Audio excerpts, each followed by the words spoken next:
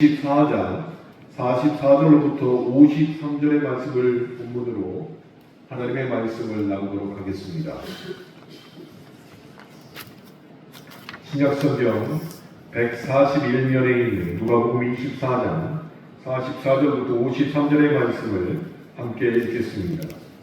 또 이르시되 내가 너희와 함께 있을 때에 너희에게 말한 바 곧 모세의 율법과 선지자의 글과 시편에 나를 가리켜 기록된 모든 것이 이루어져야 하리라 한 말이 이것이라 하시고, 이에 그 마음을 열어 성경을 깨닫게 하시고, 또 이르시되 이같이 그리스도가 고난을 받고 제3일에 죽은 자 가운데서 살아날 것과 또 그의 이름으로 죄 사함을 받게 하는 회개가 예루살렘에서 시작하여 모든 족속에게 전파될 것이 기록되었으니 너희는 이 모든 일의 증인이라. 볼지어다 내가 내 아버지께서 약속하신 것을 너희에게 보내리니 너희는 위로부터 능력으로 입혀질 때까지 이 성에 머물라 하시니라. 예수께서 그들을 데리고 베다니 앞까지 나가사 손을 들어 그들에게 축복하시더니 축복하실 때에 그들을 떠나 하늘로 올려지시니 그들이 그에게 경배하고 큰 기쁨으로 예루살렘에 돌아가 늘 성전에서 하나님을 찬송하리라. 지난주가 성령 강림 주일이었는데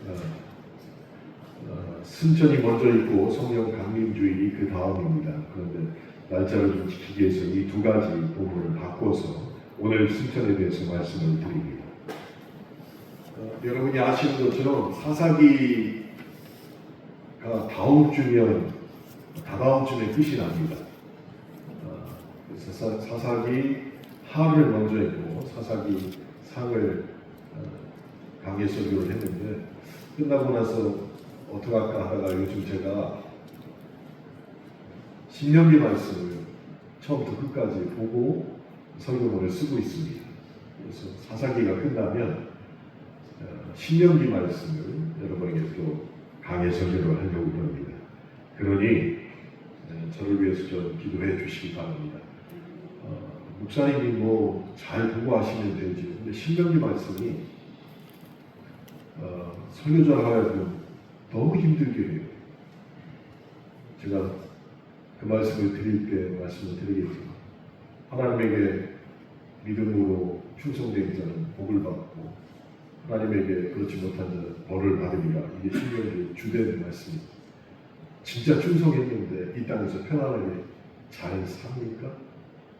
그런 것들이 마음속에 막 들어오면서 이걸 어떻게 설명을 해야 되나 라고 지금 고민이 많이 있습니다. 저를 위해서 좀 기도해 주시기 바랍니다. 자, 예수님께서 부활하신 후에 40일째 되는 날이 주님의 승천일입니다. 그런데 평일에 있다 보니까 그동안 주일 강택상에서 또 수요예배 때나 이 말씀을 다룰 일이 거의 없었습니다.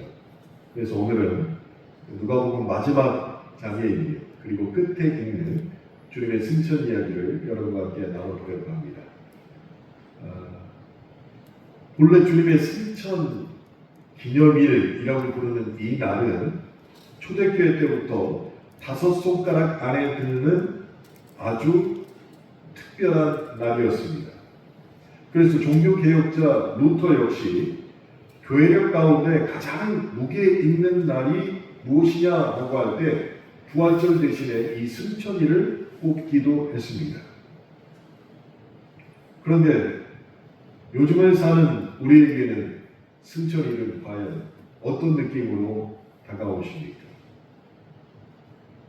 성탄절에는 산타클로스가 생각나고 부활절에는 계란이 생각나고 오순절에는 불꽃이 떠오릅니다. 하지만 예수님의 승천일에는 어떻습니까? 솔직히 말하면 아무것도 떠오르지 않을 것 같습니다. 그러니까 교회의 아주 중요한 사건 중에 하나가 통째로 현대 그리스도인들에게는 사라진 것 같은 느낌을 받는다는 것이죠. 그럼 왜 우리는 주님의 승천을 거의 잊어버리고 있는 것일까요? 우리의 기억력 때문일까요? 아닌 것 같아요. 그럼 무엇 때문일까요? 아마도 우리가 사는 세계가 너무나 변했기 때문일 것 같습니다.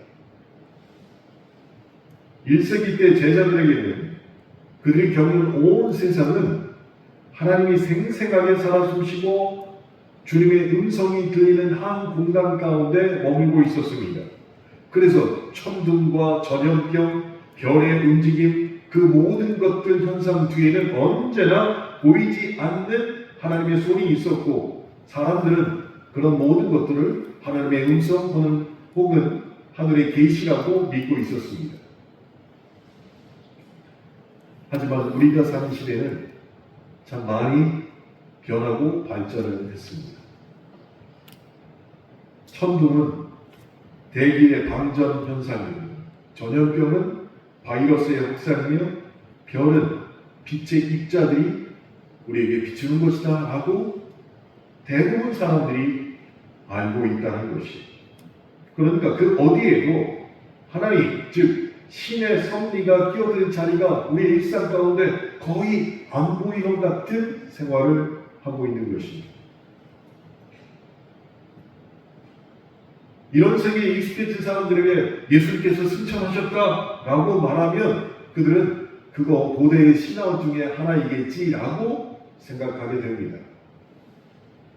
기껏해야 어린 시절 동화책에서 봤던 그런 종류의 이야기라고 생각합니다. 그럼 교회 다니는 우리들은 다를까요? 예수님의 승천을 뜨거운 가슴으로 받아들이는 사람이 과연 얼마나 되겠냐는 것이. 그래서 오늘 본문을 포함하고 있는 이 누가복음, 주님의 승천을 어떻게 우리에게 말하고 있는지가 매우 중요하다는 것입니다. 오늘 본문 44절부터 53절까지 저와 여러분이 읽었습니다. 이 내용을 한마디로 정리하면 예수님과 제자들의 이별하는 장면입니다. 그런데 그 장면이 매우 이상합니다. 보통 사랑하는 사람과 이별하는 자리에는 반드시 슬픔이 존재해야 됩니다. 그리고 침묵이 있습니다. 돌아가는 발걸음이 무거워야 합니다. 그게 정말 사랑하는 사람과 이별하는 자리이겠지요. 그런데 오늘 본문에 나오는 모습은 그것과는 너무나 상반됩니다. 본문 50절을 보면 예수님이 제자들을 데리고 베다니에 가시더니 손을 들어 그들에게 축복하십니다. 그리고 51절에 이렇게 이어집니다. 축복하실 때에 그들을 떠나 하늘로 올려지시니. 자, 예수님의 마지막 자세가 어떤 자세일까요? 손을 드신 모습입니다. 그리고 손을 내리지 않고 축복하시고 하늘로 그대로 올라가셨습니다. 제자들의 시야에서 예수님이 사라지는 그 순간까지 예수님은 손을 내리지 않으셨다는 것이죠. 그 다음 일이 사실은 더 이상합니다. 남겨진 제자들이 전혀 슬퍼하지 않았다는 것이죠. 오히려 본문 52절을 보니까 그들이 그에게 경배하고 큰 기쁨으로 예루살렘에 돌아갔다라고 기록하고 있습니다. 좀 이상하지 않습니까? 사랑하는 스승이었던 예수님께서 눈앞에서 사라졌는데 제자들이 기뻐합니다. 그럼 도대체 제자들이 느꼈던 이 기쁨은 무엇이냐는 것이에요. 여러분, 기쁨. 저도 며칠 전에 굉장히 기뻤어요. 우리 혜경이를 만났어요. 길거리에서 우연하게. 우리 가족 5명이 다 가다가 오선영 집사하고 혜경이를 봤는데 혜경이를 한 3, 4년 만에 본 것 같아. 다들 혜경아! 하는데 얘가 너무 당황해가지고 나는 기쁜데 본인은 당황을 한 거예요. 저는 그 마음을 잘하니까 혜경아 잘 있었니? 더 이뻐졌다 했는데 제 뒤에 있는 저희 아내와 아들과 딸 둘이 혜경아 교회 나와. 너 다음 주부터다. 저보다 다음 대회 너 안 나오기만 해봐 하면서 혜경이에게 계속 압박을 가하는 모습을 보았습니다. 우리는 기쁜데 혜경이도 기뻐했을까요? 글쎄 모르겠어요. 목사님 가족을 5세 한 번에 다 봤는데 3, 4년 만에 봤는데 혜경이가 기뻐했을까 모르겠다는 것이에요. 근데 우리는 기뻤습니다. 여하튼 너무너무 기뻤습니다. 근데 제자들도 예수님과 헤어졌는데 기뻐했다는 것이에요. 이 사실을 정확히 알려면 예수님의 동선을 따라가 봐야 됩니다. 예수님께서 베다니라는 장소로 가셨습니다. 제자들도 그곳으로 오게 되었습니다. 베다니, 참 많이 들어본 마을 이름이지요. 예루살렘 동쪽 약 3km 감람산 그 너머에 있는 작은 마을입니다. 그런데 이 누가복음에서 베다니가 여러 번 등장하고 있습니다. 자, 여러분이 잘 아시는 나사로가 죽었다가 살아난 곳이 베다니였습니다. 더불어서 베다니의 마리아가 향유 옥합을 깨뜨려서 예수님의 장례를 준비했던 장소가 베다니였습니다. 그러니까 누가복음에서는 이 베다니를 어떤 의미를 사용하고 있냐면 죽음과 부활 그리고 환대와 슬픔이 교차하는 그 자리로 베다니를 여러 번 사용하고 있다는 것이에요. 그리고 결과적으로 예수님께서 승천하실 때 베다니에서 하늘로 승천을 하신 것입니다. 승천하시기 전에 예수님이 무슨 일을 하셨는지도 우리는 본문을 통하여서 살펴볼 수가 있습니다. 45절입니다. 이에 그들의 마음을 열어 성경을 깨닫게 하시고, 부활하신 주님께서 승천하시고 떠나시기 전에 무슨 일을 하셨습니까? 기적을 베푸신 게 아니었습니다. 어떤 조직을 구성한 것도 아니었습니다. 제자들의 마음을 열고 성경을 풀어주어 말씀하셨다는 것이죠. 그러니 우리는 어디에 있든지 우리의 대화의 주제가 성경과 성경의 이야기가 먼저 되어야 한다는 것입니다. 그분이 떠나신 후에 어떤 교회가 되어야 하는지를 예수님께서는 이 모습을 통하여서 보여주셨어요. 교회는 성경 말씀이 우선되어야 한다는 것이죠. 어떤 조직보다, 어떤 기관보다, 어떤 프로그램보다 성경 말씀을 풀어 가르치는 것이 교회가 취해야 될 모습이 되어야 한다는 것이에요. 그래서 사실은 주님이 어려운 얘기는 안 하셨어요. 근데 이 주님의 마지막 모습을 아주 어렵게 구성을 해보면 교회는 말씀의 해석 공동체가 되어야 한다. 이렇게 되는 것입니다.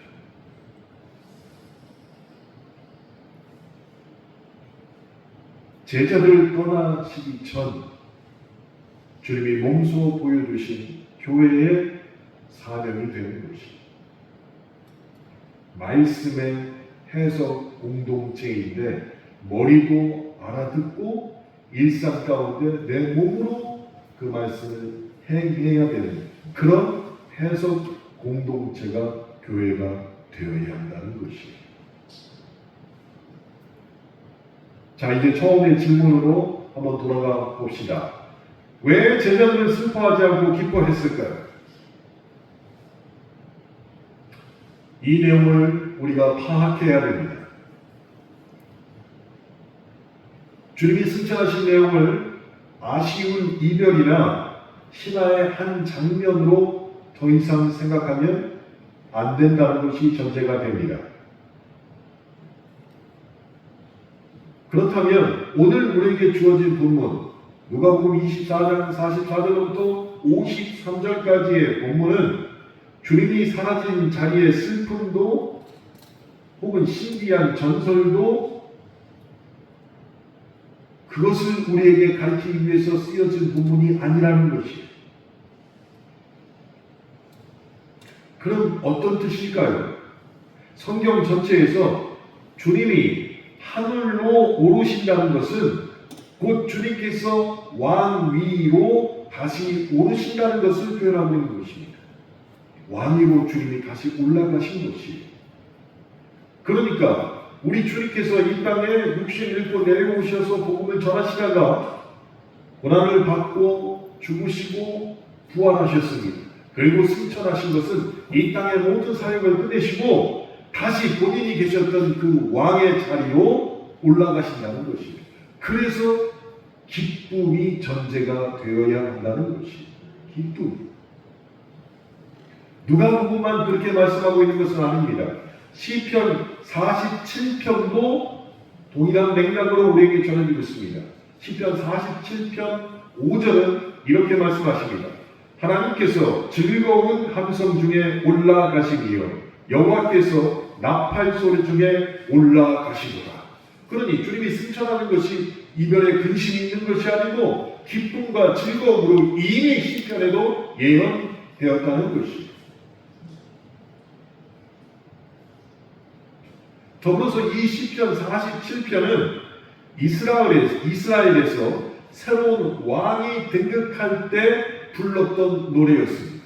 그런데 이제 예수님은 정말 왕의 자리로 복귀하시기에 이 일은 슬픔이 아니라 기쁨이라는 것입니다.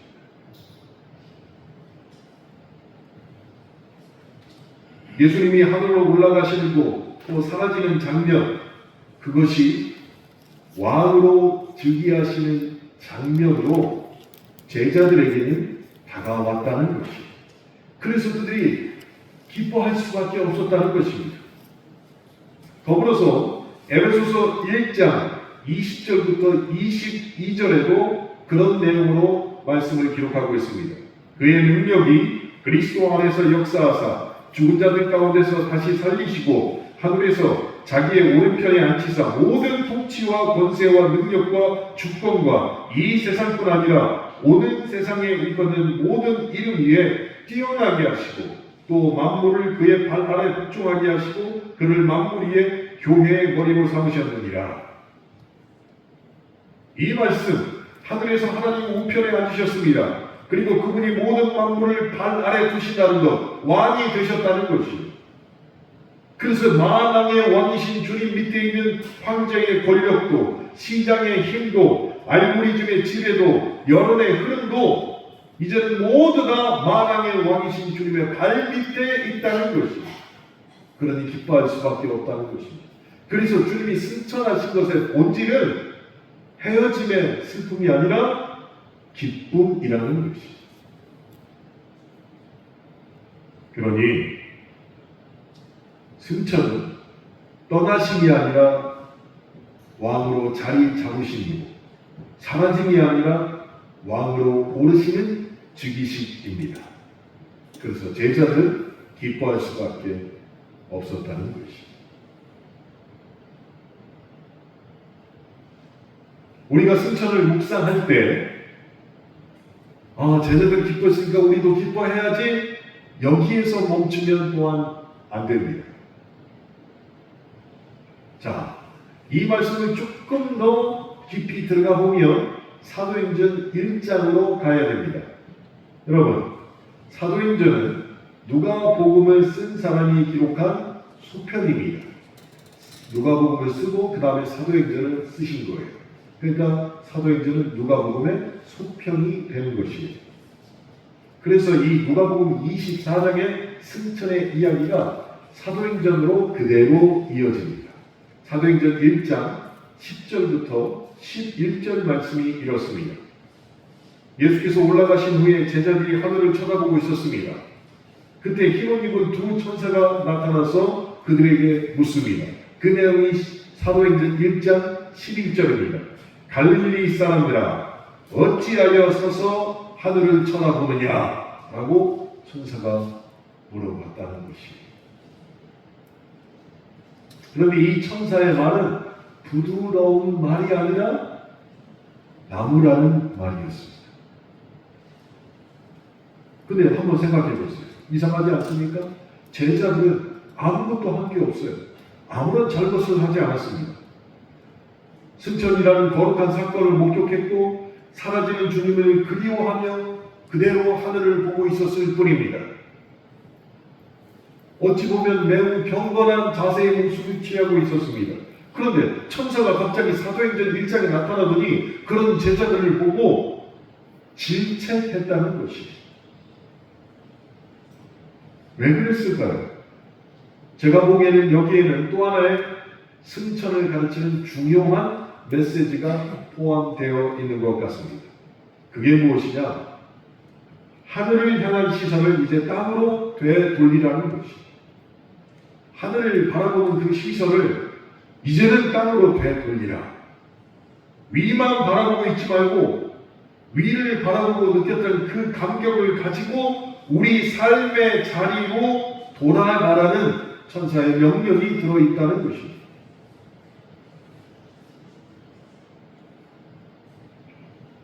자, 1세기 제자들, 그 사람들은 주님의 승천을 보면서 하늘을 바라보고 기뻐하고 감격까지는 했습니다. 그런데 천사가 나타나서 질책을 하자, 더 이상 하늘을 볼 게 아니라 이제 우리의 삶으로 돌아가서 땅을 바라보며 이 놀라운 감격을 전해야 되겠구나 결심하게 되었지. 물론 천사가 꼬집었기에 가능한 결심이었습니다. 그런데 요즘 신앙생활하는 저와 여러분은 과연 어떻습니까? 승천 이야기를 아예 아무것도 아닌 것처럼 생각하는 우리, 다른 말로 하면 우리는 더 이상 하늘을 쳐다보지 않는 것 같습니다. 그럼 우리의 눈은 어디를 향하고 있을까? 핸드폰 화면으로. 자기 전에 핸드폰 많이 보시죠. 핸드폰 화면. 또 어디를 보고 있을까? 통장 잔고 속으로. 또 어디를 보고 있을까? 자녀 손자의 성적표. 이건 누굴 닮아서 이 모양이지. 자기라는 얘기는 절대로 안 합니다.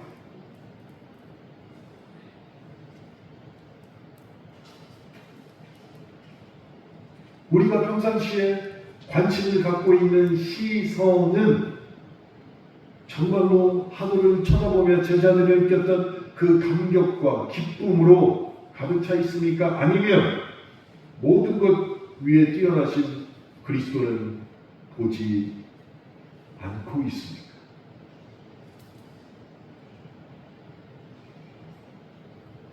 목사님 살다 보니까 다 그렇지요. 맞는 말입니다. 그런데 종교개혁자로부터는 그런 시각이 죄라고 결론 지었습니다. 어떤 죄입니까? 자기 안으로 굽는 시선이 죄이다 라고 얘기했습니다. 자기 안에 갇힌 시선, 모든 것을 자기에게 유리한 대로만 굽히는 시선, 이것이 죄의 본질이라고 루터는 우리에게 경고하고 있는 것이죠.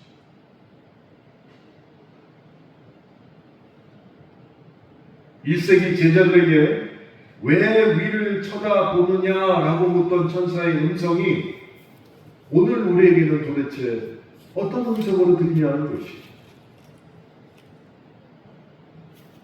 너희는 도대체 지금 어디를 보고 있느냐? 위도 아니고 너희가 부르심 받은 자리도 아니고 세상은 전쟁의 비극으로 가득 차 있고 교회도 분열되고 있고 나라도 분열되어 있고 옆 사람의 외로움 앞에서도 흔들리지 않는 그 시선은 도대체 무엇을 보고 있느냐라고 천사가 이 땅에 나타나서 우리를 질책할 때 우리는 뭐라고 대답할 수 있냐는 것이.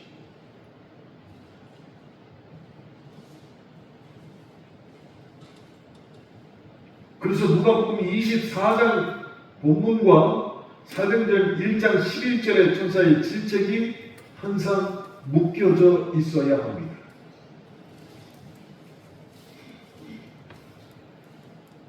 그때 예수님께서 승천하시기 전에 마치 유언처럼 우리에게 이런 말씀을 남기셨습니다. 여러분이 아마 다 암송하고 있는 말씀입니다. 오직 성령이 너희에게 임하시면 너희가 권능을 받고 예루살렘과 온 유대와 사마리아와 땅 끝까지 이르러 내 증인이 되리라 하는 유언과 같은 말씀을 남기셨습니다.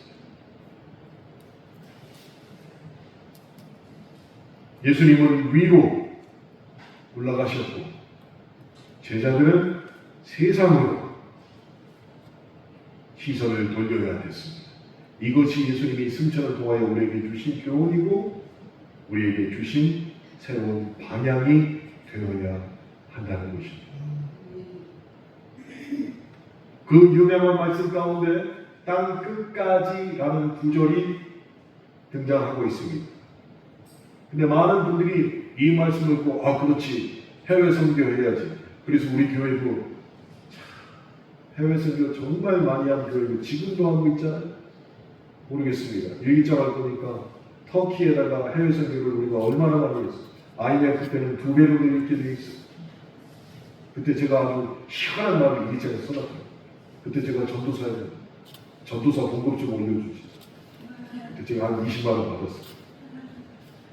전도사 봉급은 동결인데 IMF 때 해외 선교를 2배로 올려서 그랬어요. 2배. 왜 그랬을까요? 땅 끝까지를 쉽게 그냥 다 해외 선교라고 생각을 합니다. 예, 물론 그거 굉장히 중요한 일입니다. 근데 여기서 우리는 한 발짝 더 나가야 된다는 것이 주님의 그 유언과 같은 말씀의 순서를 한번 보세요. 예루살렘, 유대, 사마리아, 그리고 마지막이 땅 끝입니다. 이 진영들의 배열을 곰곰이 생각해 보세요. 이 진영의 배열은 단순히 나에게서 멀어지는 곳만을 가리키는 것이 결코 아닙니다. 이 진영의 배열을 우리는 어떻게 받아들여야 되느냐? 인간의 경계가 무너지는 울타리로 받아들였으면 좋겠습니다. 인간 경계가 무너지는 울타리. 자, 이 당시 사람들과 지금도 우리는 이렇게 생각합니다. 예루살렘은 성전이 있는 특별한 곳이다.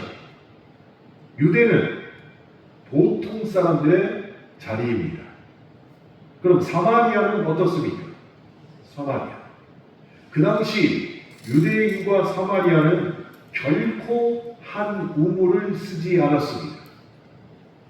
그리고 한 식탁에도 앉지 않았습니다. 길에서 마주치면 옷자락이 닿지 않도록 서로 노력했어요. 그 사마리아까지 갈 사람도 없었습니다. 그 사마리아를 넘어서 어디까지요? 땅 끝까지. 땅 끝까지. 내 생각과 내 몸이 갈 수 있는 경계의 울타리를 주님의 마지막 유언과 같은 말씀을 통하여 넘어가라는 얘기. 넘어가라는 얘기.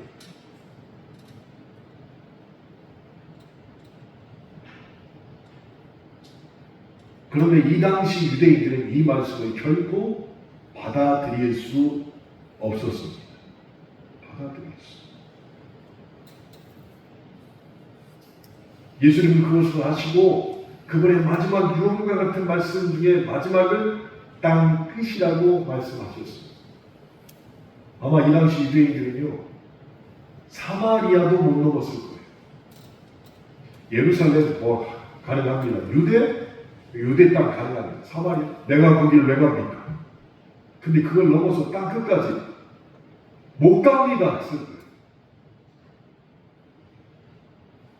그럼 이 말을 어떻게 받아들여야 될까요? 단지 지도 끝까지 가라는 명령이 아니라 너희가 평생 외면해 왔던 사람들, 끝까지 우리 사람이 될 수 없다고 생각했던 그들에게도 이 복음의 말씀을 전해야 된다는 뜻이. 지금도 그렇지. 우리는 스스로 결정합니다. 아이고, 저 사람이 어떻게 예수를 믿어? 목사님, 그 말도 안 됩니다. 남들에게도 그렇지만 자기 가족 중에도, 우리 가족 중에 우리 목사님한테 내가 나가서 차라리 모르는 사람을 전도해서 오지.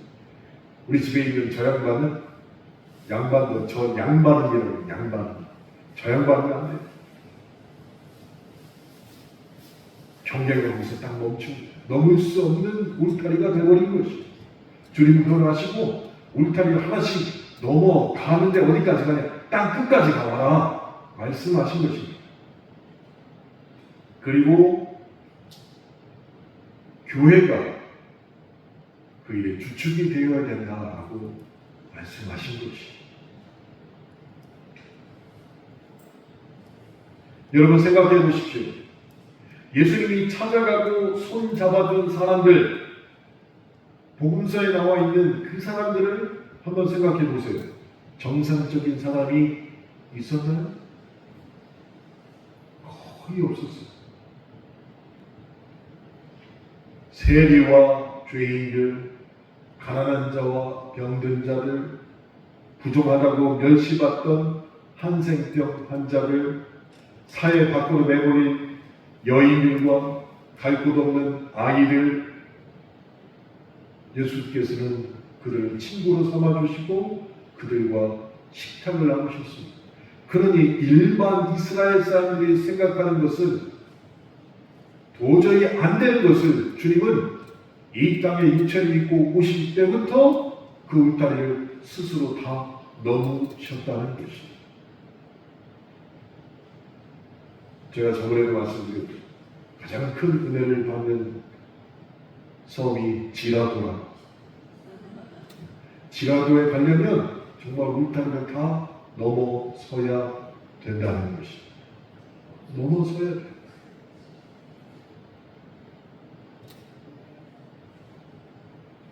당시 모두가 꺼리던 사람들, 그들 그 울타리를 주님은 직접 넘으셨습니다.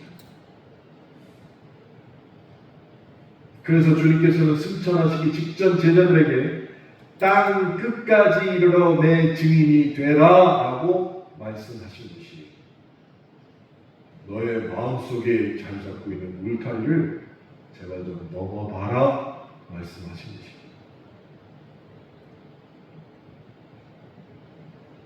우리는 교회를 그리스도의 몸이라고 부르고 우리를 그 지체라고 부르고 있습니다.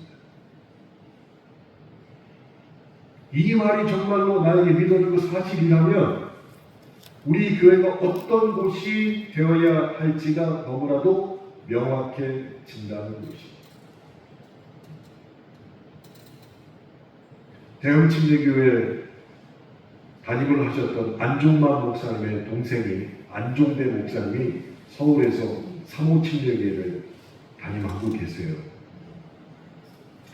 사모침례교회 수석 부목사가 저한테 전화가 왔어요. 그래서 이틀 전에 통화를 했는데,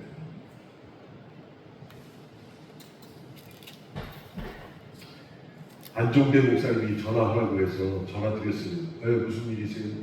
예, 저희가 8월 달에 그 전도대회를 하는데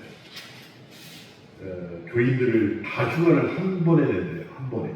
모든 교인들을 휴가를 딱 맞춰가지고 8월 중에 열흘 동안 휴가를 딱 내가지고 10명씩 짝을 지어서 전국에 있는 교회로 파송을 한다.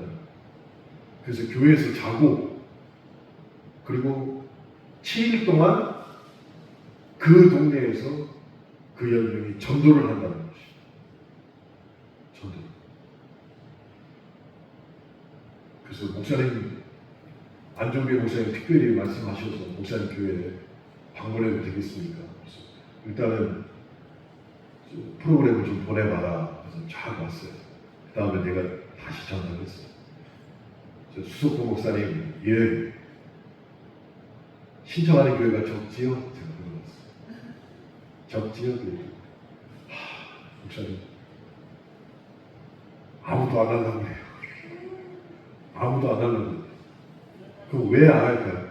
아니, 와가지고 여름 동안 전도해주고 먹을 것도 다 싸갖고 오고 잠도 교회에서 자고 무조건 복음 전도만 하고 비용은 다 자기들이 대고 올라가는데 신청하는 교회가 거의 없다. 왜 그럴까요? 왜 그럴까요? 교회 담임 목사님도 울타리를 보면 여기 우리 사람 뻔히 할 텐데. 그래서 다들 기피하는. 그럼 우리는 어떻게 될까요? 아무도 하자는 사람이 없어요 지금. 아니 우리는 어떻게 될까요? 막 벌써부터 신나게 죽겠지.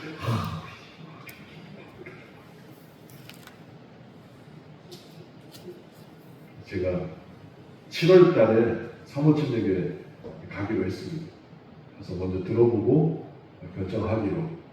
그래서 제 주위에 있는 중국 지방의 목사님들 여러 명 제가 막 설득해가지고 한 10교회 정도 데리고 가려고 해요. 여러분이 이렇게 뜨뜻미지근한 반응이면 딱 끝까지 못 가요. 이 옥계동도 못 벗어나죠. 전도는 여기 믿을 사람이 어디 있어? 믿을 사람이 다 왔지 뭐. 우리 교회만 하니까 주일교회다가 아유 옥계동은 이제 믿을 사람 없어요. 이런 생각을 갖고 있으면 사마리아까지도 못 가고 땅끝까지도 못 간다는 것입니다. 사랑하는 성도 여러분, 믿는 사람이든 안 믿는 사람이든 교회는 모두에게 안전 가옥이 되어야 됩니다. 그게 제 신조예요. 모두에게 교회는 안전 가옥이 됩니다. 정치적 입장이 달라도 한 떡을 떼는 자리가 교회여야 됩니다.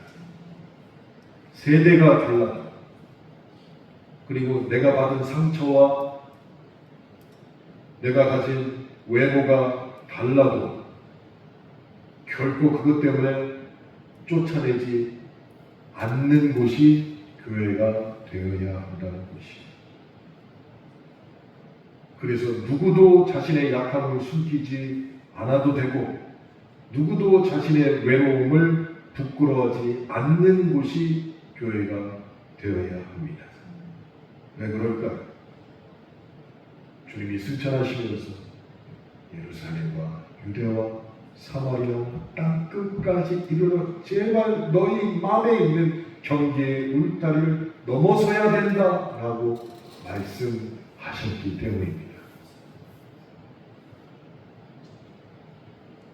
여러분, 우리가 하나님의 자녀라면 속에서 시기와 미움, 배척하는 마음이 막 올라올 때 나의 귀와 입과 마음을 우리 주님께서 지켜달라고 기도해야 한다는 것입니다. 있는 그대로 막 올라온 것을 입으로 다 쏟아내는 게 아니라 주님, 나의 입과 귀와 나의 마음을 하나님 지켜주세요라고 먼저 기도해야 한다는 것입니다.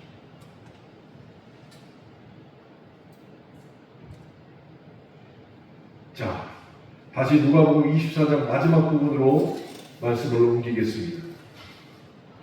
베다니에서 승천을 목격한 제자들이 예루살렘으로 돌아갑니다. 그리고는 했던 일이 무엇이냐?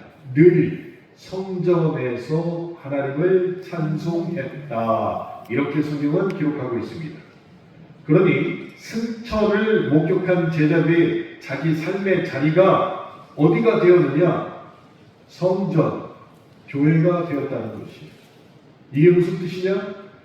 교회에 있던, 가정에 있던, 직장에 있던 그의 마음 가운데 중심을 잡는 게 예배의 공동체가 되어야 한다는 것이에요. 예배의 공동체. 저는 이 누가복음 본문, 24장 본문을 여러 번 읽었습니다.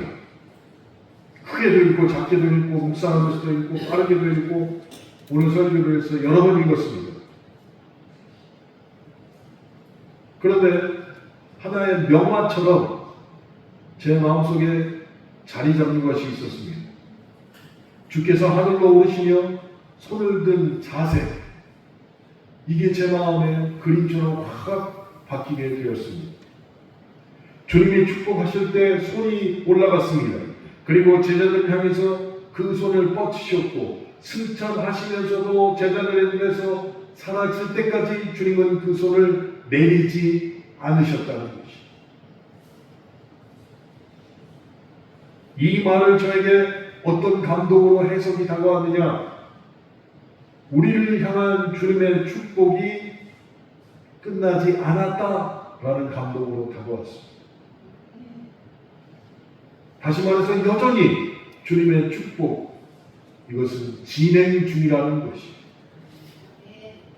하나님 우편에 계신 주님께서 지금도 그분의 손을 거두지 아니하시고 우리를 향하여 축복하시는 그 모습이 제 마음에 너무나 큰 위로로 다가왔습니다. 한번 정직하게 우리 안을 살펴보시기 바랍니다. 사람은 참 이상한 존재입니다. 손에 쥐고 싶던 것을 다 쥐어도 어느 순간 가슴 한쪽이 비어 있다는 것을 나이가 들면 들수록 더 빨리 발견하게 됩니다. 오래 바라던 자리에 올랐는데 그 자리에서 더 큰 허전함이 밀려옵니다. 좋아하는 사람과 한참 이야기를 나누어도 밤이 깊어 혼자가 되면 설명하기 힘든 갈증이 가슴 안에서부터도 막 올라온다는 것이. 제가 왜 이렇게 거창하게 말하느냐? 분명한 사실이 한 가지 있기 때문입니다. 내 안의 빈자리가 어떤 자리에 오르든 채워지지 않는 곳이 있다는 것이. 내 안의 빈자리. 그것은 신앙이 있든 없든 교회를 다니든 안 다니든 누구나 마음 깊은 곳에 그런 자리 하나쯤이 다 자리 잡고 있다는 것이.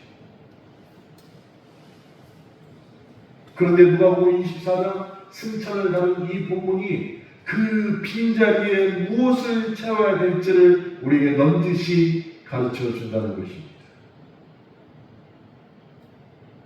그 자리에 여전히 손을 들고 계신 주님의 모습을 채워 넣어야 됩니다.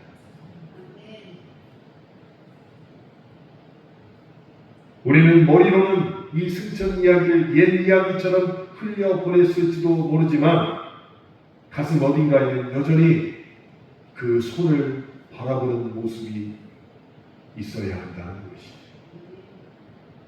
그래서 우리의 모든 자리, 우리가 생활하는 모든 공간 속에서 여전히 손을 든 주님을 발견하시길 바랍니다. 여러분, 그 자리가 어떤 자리인지 아십니까? 병상에서 천장을 바라보는 자리일 수도 있습니다. 사랑하는 사람의 영정을 바라보는 자리일 수도 있습니다. 전쟁의 폐허에서 무너진 집을 바라보는 그 자리,